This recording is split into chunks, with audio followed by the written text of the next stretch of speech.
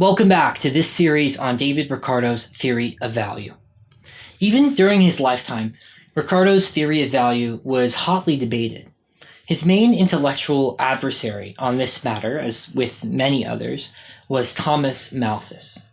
Although his positions changed many times throughout his career, Malthus settled on what is now referred to as a labor-commanded theory of value. He criticized Ricardo's labor-embodied theory both on the basis of differential rents and on the basis of differences in labor embodied between countries. Ricardo dealt with the first criticism by arguing that the value of commodities produced with differential rent costs are all determined by the labor embodied in them under conditions of production taking place at the no-rent margin. If you watch the episode in this series that discusses differential rent and relative prices, you will know about this argument. Ricardo dealt with Malthus's second criticism, the criticism that the labor-embodied theory doesn't apply between countries, by restricting his theory of value to commodities produced within a given country. The exchange between Ricardo and Malthus on these matters are arguably an interplay of two related but somewhat different debates: an argument over the cause of value and an argument over the measure of value. The former is concerned with that which determines the natural price towards which market prices gravitate. The latter is concerned with how, given the existence of a natural price, it is to be estimated.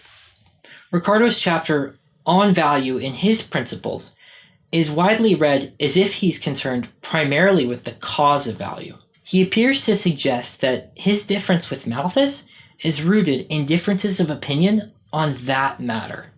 However, there is a contingency of economists who would argue that Ricardo's differences with Malthus are rooted not in disagreements regarding the cause of value, but its measure.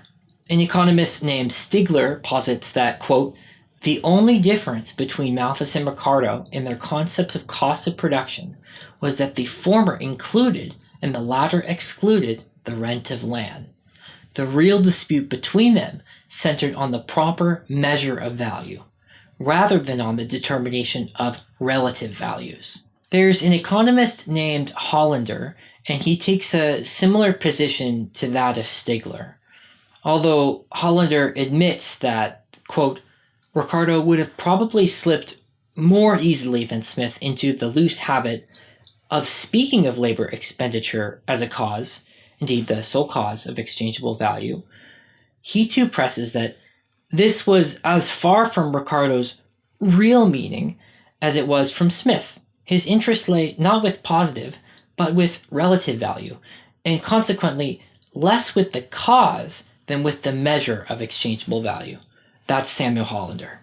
Another great historian of economic thought by the name of Leo Rogan argues a still less typical point, that the purpose of Ricardo's theory of value was not to determine the cause or measure of value with regard to particular commodities at all, but to demonstrate the price trends of agricultural goods relative to industrial goods. In his book, The Meaning and Validity of Economic Theory, Rogan argues that it is not so much an adequate theory of exchange values of the entire circle of commodities that Ricardo was concerned to elaborate, but rather a theory of the relative trends in the value of raw produce and consequently of the real cheapness of labor as compared with the trend in the value of industrial commodities.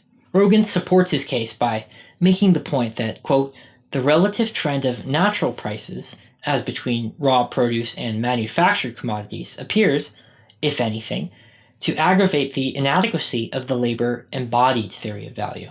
However, he doesn't go on to explain why he believes this to be the case. The positions of Stigler, Hollander, and Rogan are just a taste of some of the modern discussion that's going on about the debate between Ricardo and Malthus that happened so long ago. Now that we're reaching the end of our series on Ricardo's theory of value, let us review the major contributions of Ricardo's theory. His process began by tying up a variety of loose ends left by Smith. After stating his point of departure with regard to his great predecessor, Ricardo makes his case against the adding up and labor-commanded theories of value. He put forth a labor-embodied theory instead, arguing that its validity extends past the early and rude state of society. Then he proceeded to show that fluctuations in wages can cause the natural prices of goods to deviate from the labor embodied in them in proportion to the durability of the capital employed in the production of those goods, also hypothesizing that such deviations are likely to be on the order of about 7%. In doing so, he laid a foundation that would eventually be fought over by none other than Karl Marx and Pierre Sraffa. If you're a graduate student or a professor studying economics, particularly history of economic thought, and you have some interesting work you'd be willing to share with me, I'd like to speak with you. Please reach out to me by filling out the form linked in the description of this episode.